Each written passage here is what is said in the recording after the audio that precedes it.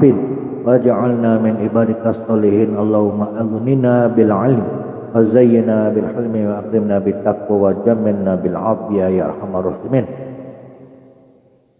Rabbi zidna ilman wa wasi' lana fi rizqina wa barik lana fima razaqtana waj'alna mahbuban fi qulubi ibadik mu'azizan fi uyunihim waj'alna wajihan fi dini wa dunul akhirah wa minal muqarrabin ya kasiran nawal ya hasanal fi'al ya qaiman bila misal falal hamdu wa lakal syukru wa lakal minatu wa lakal syukru ala kulli hal wa la hawla wa la quwwata illa billahil aliyyil azim.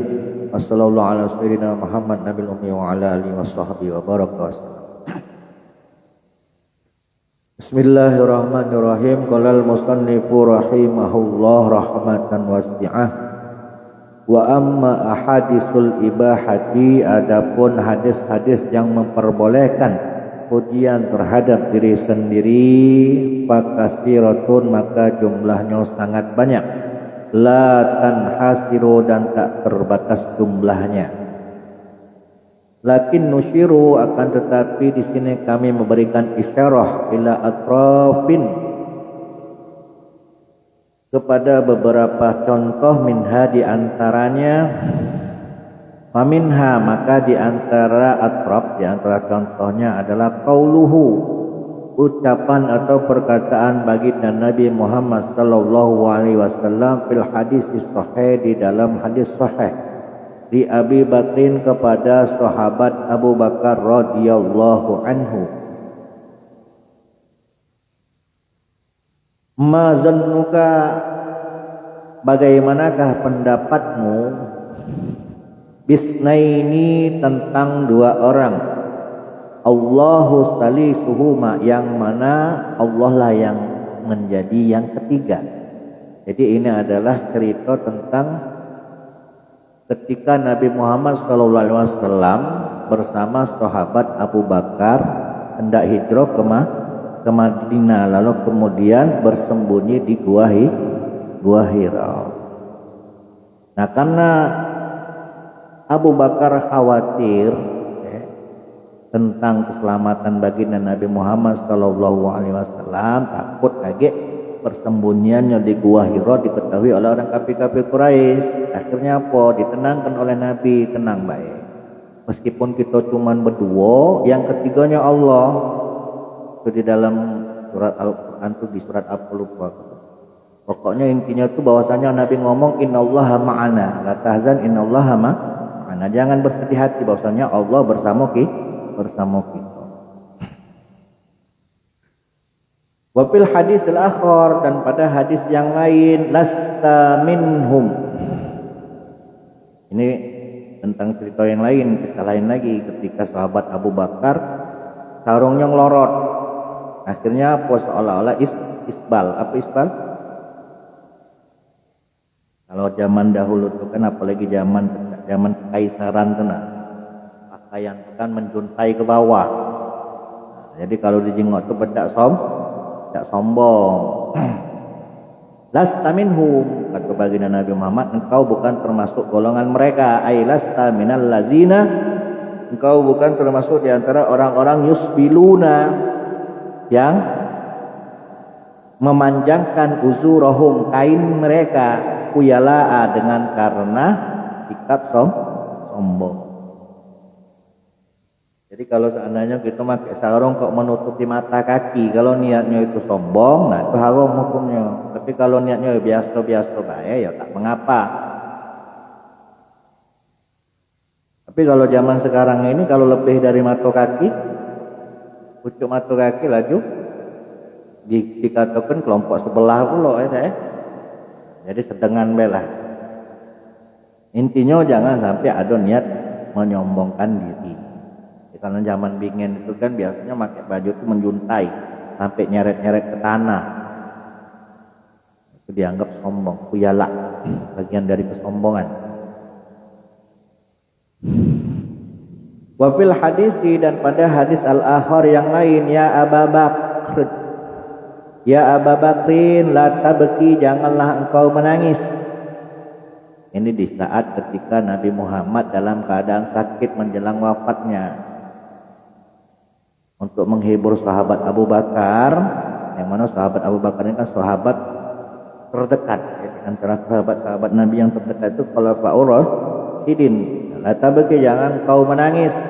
Inna amanan nas, sesungguhnya manusia yang paling berjasa alaya terhadap diriku, kata baginda Nabi Muhammad, fi suhbatihi, baik di dalam persahabatan, wa malihi, dan dalam harta, adalah Abu Bakrin, sahabat Abu Bakar.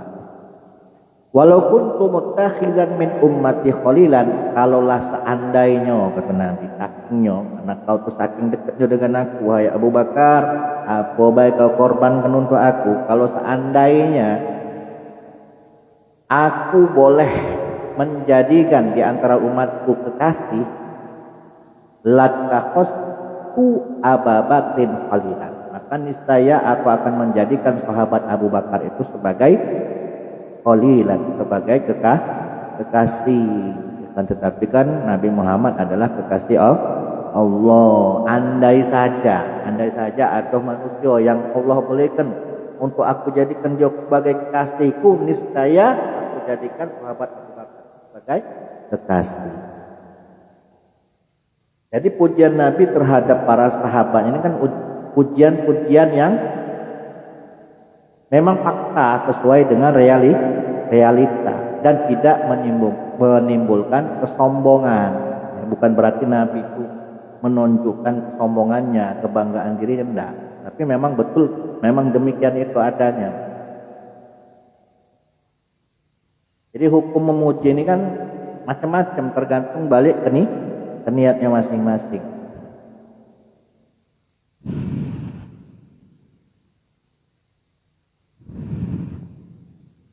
Ayat ini termasuk wong yang paling bagus, kan?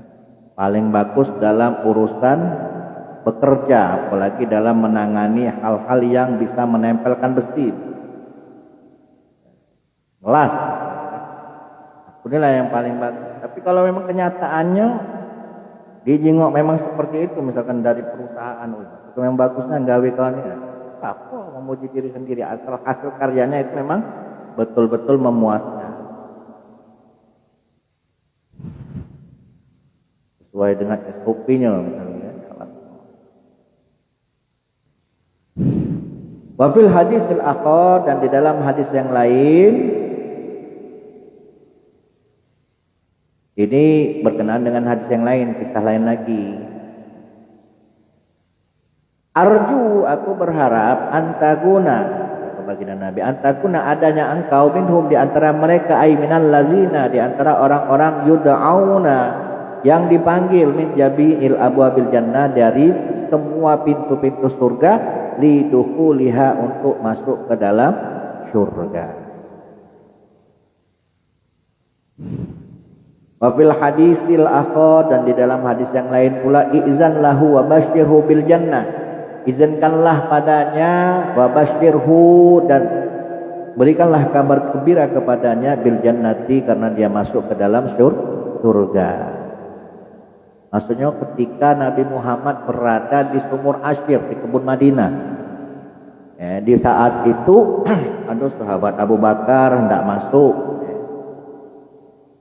tapi sebelum masuk minta izin dulu kepada baginda Nabi Muhammad. Lalu kemudian datang lagi sahabat Umar, minta izin dulu supaya tidak masuk, diizinkan oleh baginda Nabi Muhammad. Lalu yang terakhir Sayyidina Utsman, i'zallahu wa basyirhu bil jannah. Jadi khulafaur rasyidin itu kan termasuk beberapa di antara sahabat-sahabat Nabi yang dijanjikan, dijamin masuk ke dalam surga, diberi kabar gembira masuk dia dalam surga. Wabil hadis al-akhar, dan di dalam hadis yang lain pula, usbud Uhud, ketika Nabi Muhammad berada di gunung Uhud bersama sahabat Abu Bakar, Utsman, sama sahabat Umar. Jadi pas berada di puncak Uhud, apa bahasanya? Kalau gunung bergetarnya mau lindu ya. Nah, kata baginda Nabi Muhammad apa? Usbud Uhud, diam-diam Uhud. Nah, wahai gunung Uhud, diam-diam. Ya. Fa innama 'alaika nabiyyun, sesungguhnya di atasmu ini ada seorang nabi, wasqadiqun, dan orang yang jujur, orang benar. Siapa di situ? Abu Bakar. Wasyahidani, dan 2 orang yang mati syahid. Siapa? Sayyidina Umar dan Sayyidina Utsman. Wa qala Rasulullah sallallahu alaihi wasallam, dan hadis yang lain pula, dakhaltu, aku masuk al-jannata, ke surga, fara'aitu, lalu kemudian aku melihat, kata baginda Nabi, qasran, ada istana yang indah. Fakultu, maka aku bertanya, kata baginda Nabi Muhammad, liman haza, untuk siapa ini, punya siapa ini istana yang megah ini? Qalu, para malaikat pun menjawab, li Umar, punyanya Sayyidina Umar. Fa'aradtu, lalu kemudian aku pun menginginkan an adkhulahu, untuk masuk ke dalamnya. Fazakartu, lalu kemudian aku mengingat, Nabi ingat, ghairataka, akan kecemburuan Umar. Umar ini termasuk di antara para sahabat yang paling pencemburu. Maksudnya tuh kehormatannya tuh kalau baca jangan diketahui orang.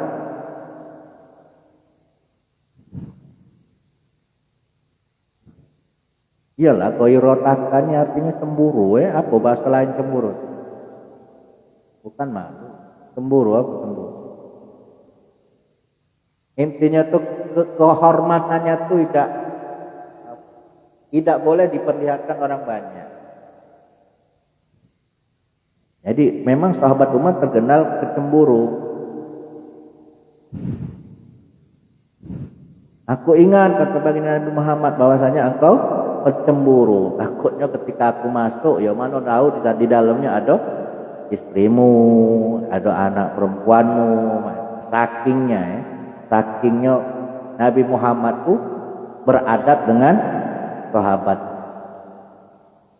Lalu kemudian faqala Umar, lalu Umar pun berkata radhiyallahu anhu, bi abi, demi ibu, demi bapakku, wa ummi, dan ibuku. Bapaknya Bak Qasam, bermakna demi ayah dan ibuku, ya Rasulullah, a'alaika aghor. Tak kado ya Rasul, aku ni cemburu dengan engkau. Bahasanya. Dengan orang lain mungkin, tapi kalau dengan kau tak mungkin lah aku nak menanamkan rasa kecemburuan. Wa fil hadis al-akhar, dan di dalam hadis yang lain pula, ya Umar, wahai Umar, malaki ka asyaiton salikan, bahwasanya syaitan tidaklah bisa bertemu denganmu, salikan dalam satu jalan yang kau tempuh majalan, kecuali illa wasalaka majalan ghairu fattiga, kecuali syaitan menempuh jalan selain daripada jalan yang kau tempuh. Karena sahabat Umar ini terkenal ditakuti oleh syaitan. Bekas jejak jalan yang sudah dilewati oleh Umar, beda syaitan lagi tidak berani melewatinya.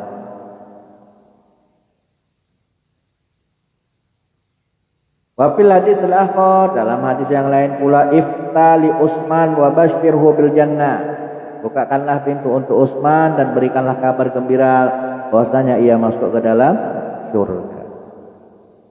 Wafil hadis al-akhar, dalam hadis yang lain pula, qala, Nabi berkata, ya Aliin, kepada Ali, anta minni wa ana minka. Nabi memuji sahabatnya Ali, sesungguhnya aku bagian darimu. Sesungguhnya engkau bagian dariku, wa ana minka, dan aku pun bagian darimu. Wafil hadis al-akhar, dalam hadis yang lain, qala li Aliin, maksudnya apa? Berkata kepada Sayyidina Ali, amatardo, apakah engkau tidak ridho antakuna minni, bahwasanya adanya engkau bagian daripada diriku, seperti apa? Bimanzilati Harun min Musa, seperti kedudukannya Harun kepada Nabi Musa. Harun ini kan saudaranya Nabi Musa, saudara sepupu yang ngajukan proposal supaya Harun ini jadi seorang Rasul itu Nabi Musa. Aku tidak berani nak ngelawan Firaun dewean, coba jadikan dulur aku Harun supaya dia jadi Rasul untuk ngerewangi aku menghadapi Fir'aun. Nama itulah Sayyidina Ali itu seakan-akan kedudukannya itu bagaikan seperti Harun dengan Nabi Musa. Saking dekatnya. Wabil hadis al-akhar, dan dalam hadis yang lain pula, qala li Bilal, berkata Nabi Muhammad kepada sahabat Bilal. Bilal siapa Bilal? Sahabat Nabi, seorang budak hitam legam ya, tapi sangat pintar dengan Nabi Muhammad. Seorang muazzinnya Nabi Muhammad. Sami itu daffana alaika fil jannah.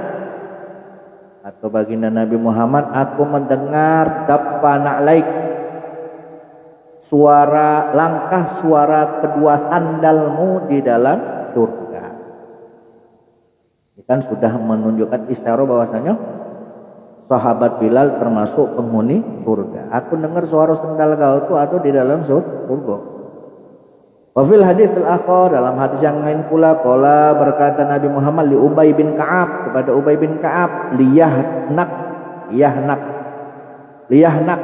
semoga engkau bisa menikmati al-ilmu Abal Munzir, wahai Abal Munzir. Abal Munzir ini panggilan kunyahnya Ubay bin Ka'ab. Semoga engkau bisa merasakan nikmatnya ilmu, karena sahabat Ubay bin Ka'ab ini termasuk Sayyidul Qura, pemimpinnya para qari, karena termasuk diantara sahabat penghafal Al-Quran yang paling top.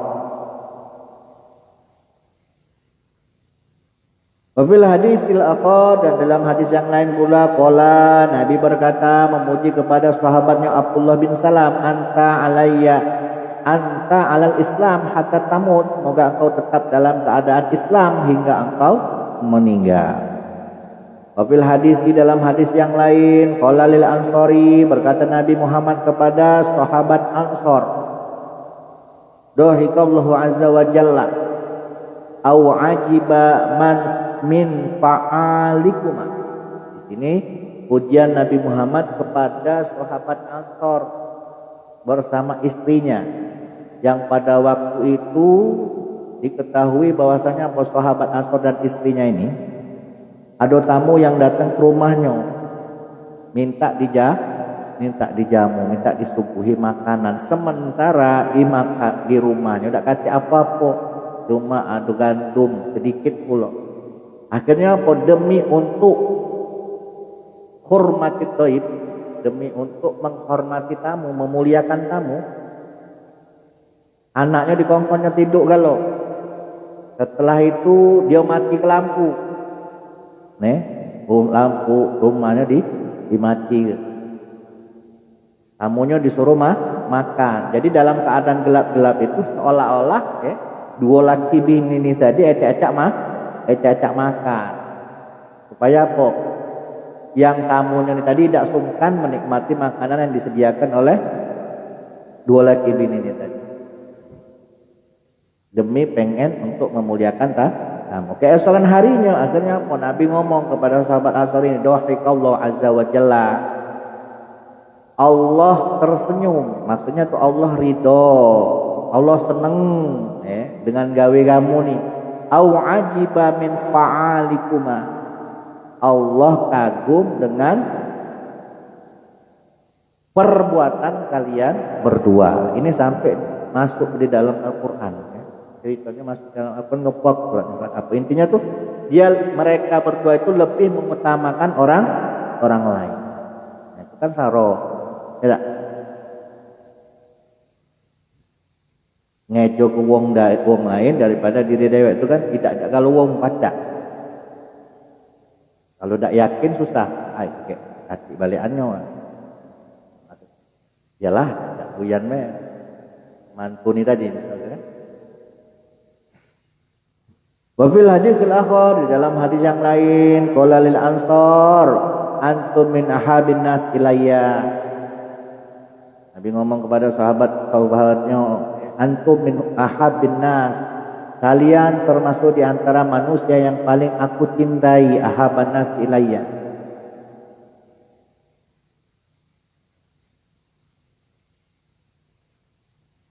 Wafil hadis al-akhar, dan dalam hadis yang lain, qala li Asyad Abdul Qais. Berkata Nabi Muhammad kepada Asyad bin Abdul Qais. Jadi ada ceritanya rombongan kabilah turun dari onto, bergegas untuk menemui baginda Nabi Muhammad. Cepat-cepat pengen salaman, pengen ketemu dengan Nabi Muhammad. Nah si Asyad bin Abdul Qais ini santai saja. Pokoknya turun dulu, bekalnya diturun ke dulu, santai begawinya, tenang baik, tidak terburu-buru. Inna fika khoslataini, akhirnya pun Nabi memujinya, sesungguhnya ada pada dirimu dua perilaku yang terpuji. Yuhibbuhumullah, yang mana Allah mencintai keduanya. Allah wa rasuluhu dan juga rasulnya. Apa itu? Al-hulmu, sifat santun, wal qinaatu dan sifat tenang. Itulah kadang kalau kita ini bertemu ulama, bertemu habaib, setelah ulama-ulama yang memang ilmunya luar biasa, atau sifat zuhudnya, sifat waroknya sudah terkenal masyhur, bahkan punya sifat wilayah kewalian. Ketika mereka datang gitu sampai lupa ada perebutan pengen salaman misalnya. Padahal yang bagus itu ya kalau seandainya memang tidak berkesempatan untuk bisa bersalaman, tidaknya memandang wajahnya pun sudah dianggap ada. Daripada kita berebut salaman akhirnya kurang ajar timbulnya, ya malah bukan dapat berkah ya. Jadi semuanya itu ada cara dan ada sikapnya. Wa kullu hazil ahadisi, semua hadis-hadis ini allati asyatu yang telah aku isyarahkan ilaiha, mananya hadis-hadis tadi fi sahihil masyhura, di dalam hadis sahih dan sudah sangat masyhur. Walihaza, oleh karena itu lam udhafiha, maka aku tidak perjelaskan panjang lebar wa nazairu mazakarna, beberapa contoh-contoh yang telah aku sebutkan tadi min madhi, di antara pujian-pujian baginda Nabi Muhammad bil wajhil kasirah, sudah sangat banyak sekali di sini, cuma aku sebutkan di antaranya kata Imam Nawawi. Wa amma madhus sahaba, adapun pujian para sahabat, wa tabi'in dan juga para tabi'in, faman ba'dahun ataupun orang setelahnya, tabi'in minal ulama, di antara para ulama, wal a'immati dan juga para imam, allazina yuqtada bihim radhiyallahu anhum ajma'in, yang mana para imam ini diikuti mazhabnya, diikuti fatwa-fatwanya, fa'aktaro, maka pujian-pujian terhadap mereka itu sangatlah banyak, min antah surah hingga sampai tidak terhitung lagi. Wallahu a'lam. Jadi pada intinya memuji itu hukumnya sunnah, boleh, akan dianjurkan, akan tetapi kalau seandainya efek sampingnya menimbulkan kesombongan, kebanggaan diri, timbul jadi congkak, nah itu bisa berubah menjadi tapi pada asalnya hukumnya adalah boleh. Qala Abu Hamid Al-Ghazali, berkata Imam Abu Hamid Al-Ghazali fi akhir kitab zakat, di akhir kitab zakat, minal ihya'i, daripada kitab Ihya Ulumuddinnya beliau, iza tasaddaqa insanun, jika seseorang bersedekah, bisodaqatin dengan satu sedekah, bayan bagi maka seyogyanya lil akhizi, bagi penerima sedekah, minhu dari si insan tadi, ayyan zuro, bagi si penerimanya untuk memperhatikan. Andaikan kamu diunjuk sedekah dari uang lain, kamu perhatikan dulu. Fa'in kana ad-dafi, bila mana yang memberi sedekah, mimman termasuk di antara orang yuhibbu asyukra, orang yang suka dipuji, alaiha terhadap sedekah yang diberi tadi, wa nasyraha, dan termasuk di antara orang yang pengen viral. Kalau seandainya dia bersedekah terus kemudian dipuji oleh netizen, kemudian berita dia sedekah tadi viral, wayan bagi maka seyogyanya lil akhizi, bagi si penerima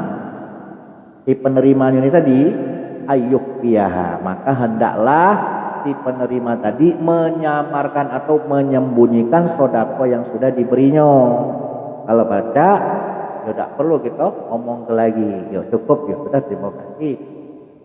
Di anna qadha haqqihi, karena sesungguhnya menunaikan haknya si pemberi tadi, pemberi sedekah, Allah yang surahu ala zulmi, adalah dengan cara tidak menolongnya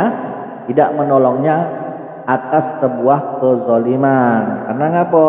Wa talabu syukra zulmun, menuntut pujian itu termasuk kezaliman.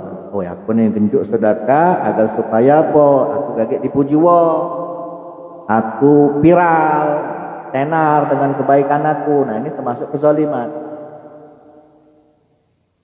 Wa in alima, tapi kalau seandainya si penerima mengetahui min halihi, daripada keadaan si pemberi sedekah, annahu la yuhibbu syukra, bahwasanya si pemberi sedekah tidak suka dengan pujian, wala yaqsiduhu, dan dia pun tidak bermaksud memberi sedekah agar dipuji, fayan bagi, maka seyogyanya ayyashkurahu wa yuzhiru shadaqatahu, maka si penerima hendaknya memuji, ayyashkurahu, memujinya. Yang ngenjuk ni tadi dipuji, wa yuzhiru shadaqatahu, dan ditampakkan sedekahnya, diviral ke. Intinya apa? Si yang ngenjuk sedekah ni tadi hatinya tu stabil tetap. Hatinya stabil. Ketika dia berbuat baik, dia semata-mata dia hanya mengharap ridha Allah, tidak mengharap kepujian. Andaikan dipuji, dia tidak terbang. Andaikan dia dikecil, dia tidak tumbang. Ya. Tapi kalau seandainya kita tahu, ini kapan dia berbuat baik, kita puji dia, tambah terbang, tambah terlena dengan pujian tadi.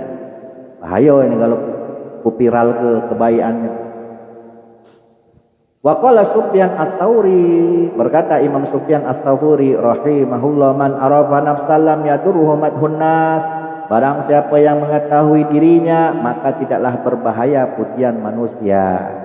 Itu kalau kita tahu diri. Maksudnya apa? Kita tahu bahwasanya apa, kita ini penuh dengan kekurangan, penuh dengan aib, penuh dengan kesalahan dan dosa. Nah, wong yang muji kita ini karena apa? Ya karena rahmat Allah yang telah menutupi aib kita. Akhirnya apa?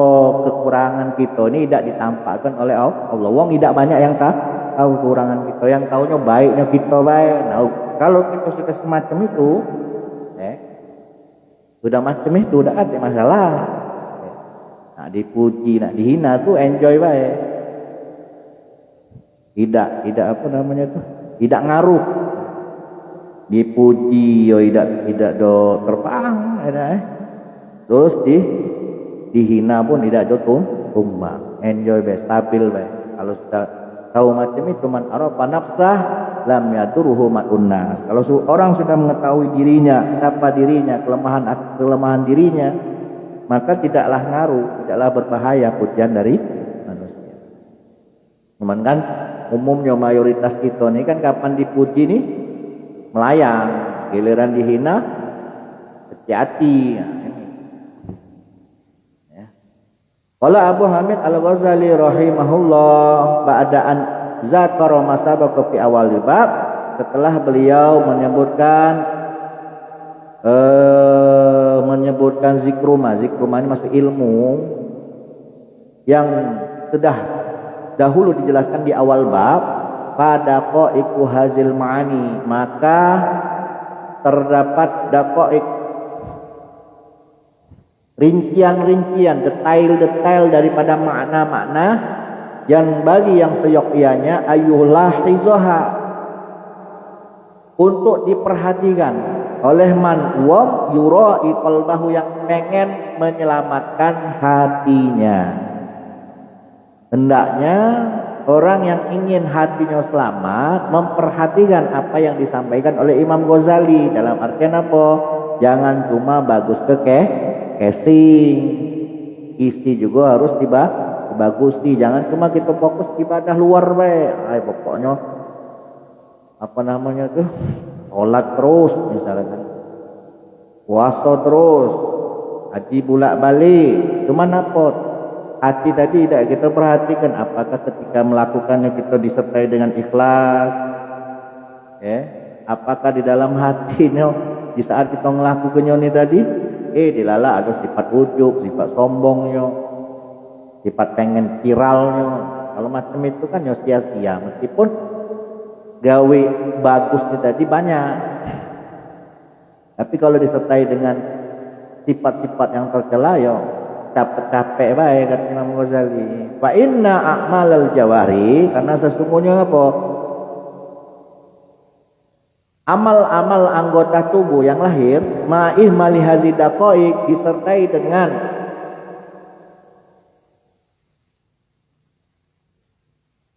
hampanya atau kosongnya detail sifat-sifat, yaitu tadi sifat-sifat terpuji di hati tadi, ikhlas, ridho. Andaikan amal-amal jawarih tidak diisi dengan sifat ridho, sifat ikhlas, dohkatun, maka itu menjadi dohkatun, bahan tertawaan li syaitoni, bagi syaitan. Dikasroti ta'abi, karena banyaknya kesulitan, akan tetapi wakil latin nabi, sedikitnya manfaat. Lah capek-capek banyak-banyak beramal soleh, tapi tidak mengandung banyak manfaat, dikarenakan apa? Hati ini tadi rusak. Jika melakukan amal soleh tadi disertai dengan sifat riya, sikap sombong, sikap ujub, akhirnya apa? Lebur, terhapus pahalanya, dapat payah Mamislu hadzal ilmi, dan perumpamaan ilmu ini huwallazi, adalah ilmu yang sebagaimana dikatakan inna ta'alluma mas'alatin, bahwasanya mempelajari satu masalah minhu, daripada ilmu hati ini tadi, afdalu min ibadatis sana, lebih utama daripada ibadah setahun. Makanya penting kita belajar ilmu akhlak, penting kita belajar ilmu tasawuf, agar untuk menetralkan hati, mengondisikan hati supaya jauh dari sifat-sifat tercela, bisa menghiasi hati dengan sifat-sifat terpuji. Iz bihazal ilmi, karena apa? Dengan ilmu ini tahya ibadatu umri, ibadah seumur hidup itu bisa hidup. Dalam arti apa? Menyala. Ibadahnya menyala, bermanfaat, mengandung manfaat, bukan mengandung kesia-siaan.